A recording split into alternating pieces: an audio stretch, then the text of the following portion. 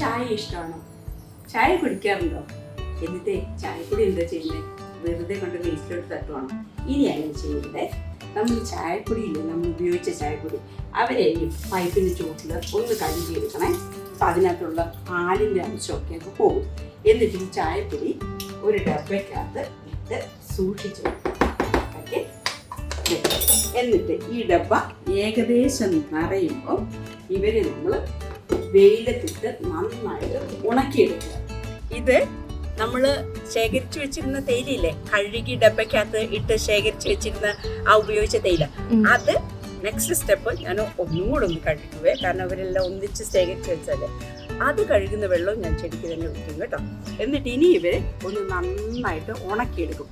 നല്ല വെയിലത്ത് വെച്ച് ഒന്ന് ഉണക്കിയെടുത്തിട്ട് പൊടിച്ച് ഒരു ഡബയ്ക്കകത്ത് വെക്കും. കാരണം നമുക്കത് ആവശ്യാനുസരണം ഉപയോഗിക്കാമല്ലോ. സൂപ്പറായിട്ട് പൊടിച്ചെടുത്ത് ഇതുണ്ടോ, നല്ല കൊക്ക പൗഡർ പോലെ ഇരിക്കുന്നല്ലേ, ചോക്ലേറ്റ് പൗഡർ പോലെ സൂപ്പറാണ്. നമുക്ക് തന്നെ കഴിക്കാൻ തോന്നും. ഇവർക്ക് ഭയങ്കര ഇഷ്ടമായിരിക്കും കേട്ടോ ഇത്. ഇതിൻ്റെ കൂടെ ഇതിപ്പം കണ്ടോ, ഒരു സ്പൂൺ, ഒരു ടേബിൾ സ്പൂണാണ് ഞാൻ ഇതുപോലെ സ്റ്റാൻഡേർഡായിട്ടുള്ള. ഇവർക്കൊക്കെ ഒരു സ്പൂൺ വേണേ. ശരിക്കും പറഞ്ഞാൽ ഞാൻ ഇതും അതുപോലെ തന്നെ ഇത് കണ്ടോ നമ്മുടെ തീർന്നു കേട്ടോ. ഇന്ന് എല്ലാവർക്കും ഇട്ട് കൊടുത്തു, അതുകൊണ്ടാണ് തീർന്നത്.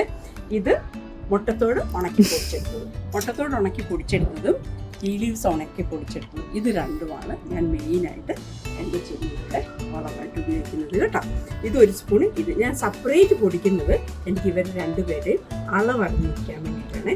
ഒന്നിച്ചും പൊടിക്കാം, നമുക്ക് ഒന്നിച്ച് ഇവരെ സെപ്പറേറ്റ് ഉണക്കി ഒന്നിച്ച് പൊടിച്ച് വെച്ച് നമുക്ക് ഉപയോഗിക്കാം.